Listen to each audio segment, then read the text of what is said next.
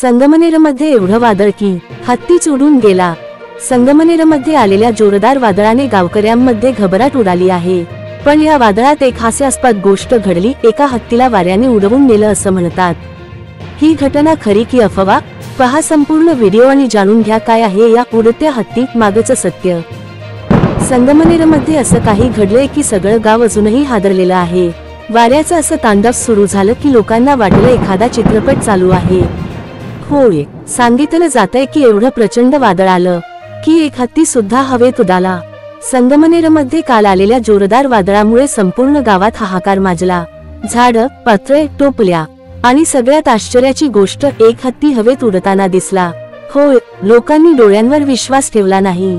गावकऱ्यांचं म्हणणं आम्ही पाहिलं हत्ती हवेत फडफडतोय। पण जेव्हा अति व्हायरल टीमने या घटनेचा शोध घेतला तेव्हा सगळ्यांना हसून हसून पुरेवाट झाली।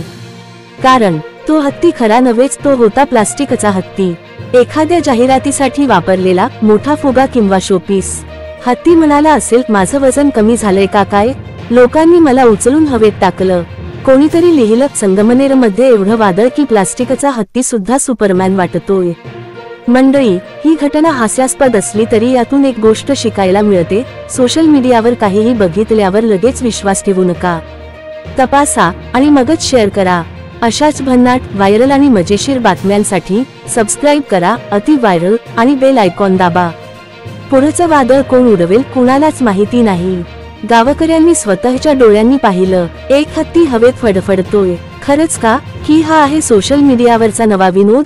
हत्तीही म्हणाला असेल मला का उडवलं, मी तर फक्त घास खात होतो। आमच्या टीमने चौकशी केली आणि हे समोर आलं की हा प्रकार केवळ अफवा आहे। पण हसू आणणारा हा व्हिडिओ सोशल मीडियावर तुफान व्हायरल होतोय। अशा भन्नाट बातम्या आणि अफवांच्या मागचं सत्य जाणून घेण्यासाठी अति व्हायरल चॅनलला सबस्क्राइब करा आणि बेल आयकॉन दाबा। पुढचा हत्ती कधी उडेल कोण जाणे।